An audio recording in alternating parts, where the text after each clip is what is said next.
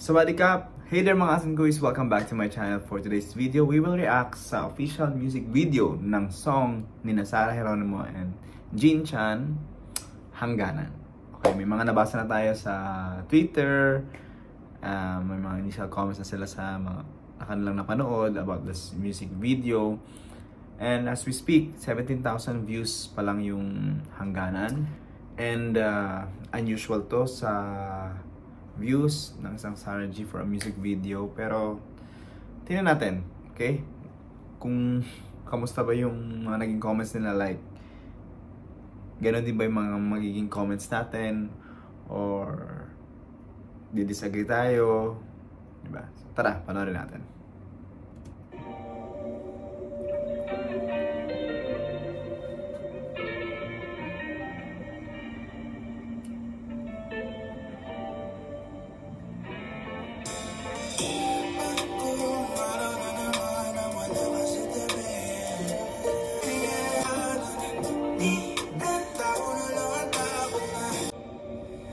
Well, solo lang muna ni Jin Chan yan, kasi parts niya naman yun. Part niya yun. I think ito na yung nakikita natin na nasa isang room sila, no? Though di pa lumalabas si Sarah here. So nasa isang room, and doon na ina-act out na doon yung lyrics. Walang lyrics dito sa music video, no? Kasi parang yung mga previous ni Sarah may lyrics sa mismong music video. Yan. And now, kasi siguro nakailang pakinig din tayo na Hangganan na medyo may noong una kasi initially talaga, honestly, hindi siya ganung kumakapit pa eh. Fan ako nito hindi ko lang alam. Pero now, na pinakikinggan ko siya, siguro dahil nakailang pakinig na nga, nandyan na, nakapit na yung song. So baka ganun lang din with the others.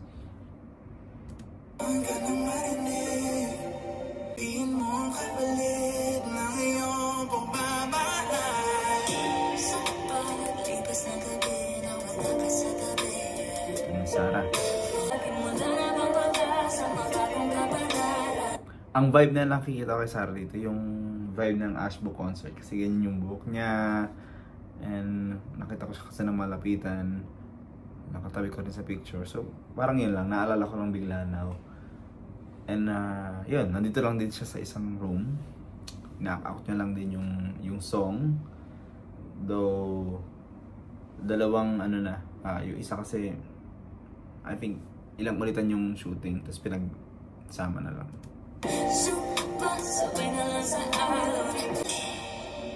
Kailangan ka na marinig.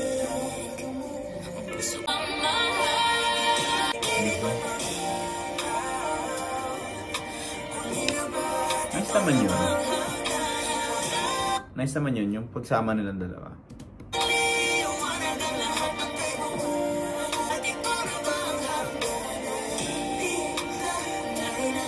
Gets. Kaya pala kanina yung telephone booth na nakita ko sa Twitter.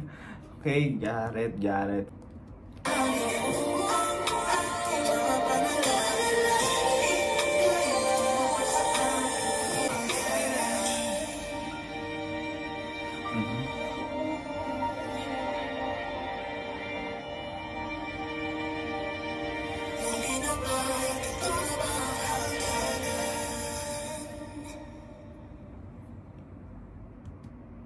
Alright, so tapos na. Ang bilis lang, it's 3 minutes and 20 plus seconds. So sino ba nag-direct? OY Stacy and Naki, or NAKI, okay.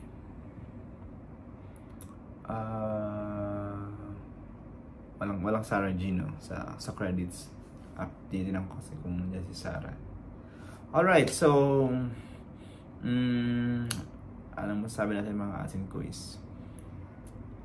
Siguro dahil kita natin yung mga music videos now sa OPM, talagang level up. Okay, with this one naman, kita natin na ang ganda naman yung shot, HD, color grading. Though, nandun siya, hindi lang siya ganong impactful, perhaps. Hindi ko din naman masabi kung ano yung mas magandang magiging music video for this one, for Hangganan. It's good, okay? It's good. Okay siya. Pero, hindi level ng The Great Unknown, na Kilometro. Gets nyo? Ayan. Kumbaga, naandun na tayo eh. Kaya pala, ganun. Okay, gets ko na. Kaya pala, yun yung sinasabi nung isa sa nabasa ko sa comments. Pero, okay lang. Sana wag i-take against us to sa atin ng Viva. O ng G Productions. Kasi, Queen of Philippine Pop, Sarah Geronimo, di ba? And, though, baka ma-stress din kasi sila, no? Kasi parang, grabe naman ng fans, ang dami namang na-expect. Pero, she's the queen, di ba? She's there.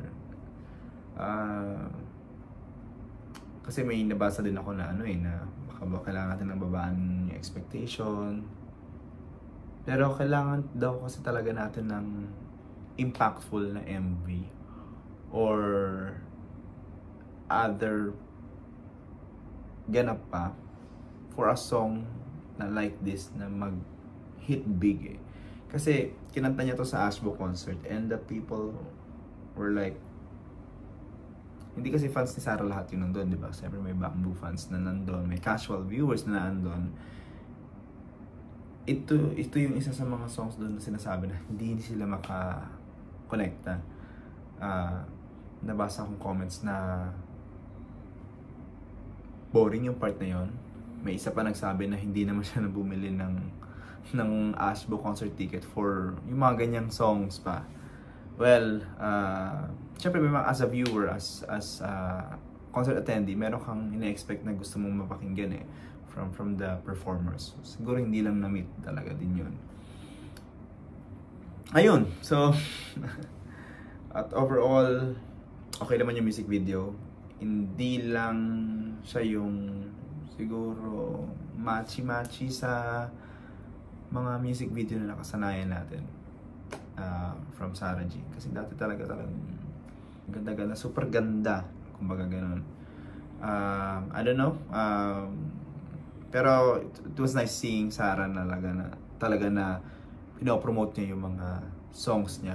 Though wala official album ito eh, pero ramdaman naman natin siya doon. Gusto talaga niyang i-push yung mga songs niya. Kailangan lang talaga din ng team niya, ng G Productions and ng Viva, na gawa ng paraan na mas ma-reach yung larger audience, bigger audience, to make this song big and make this a hit. Okay? So yun lang. Ano naman ang masasabi niyo sa music video and for the song Hangganan? Comment nyo lang din yan dito. And babasahin natin yan mga popsters. Okay, maraming salamat sa panonood ng video to. Like kayo, mag-ingat. Bye-bye!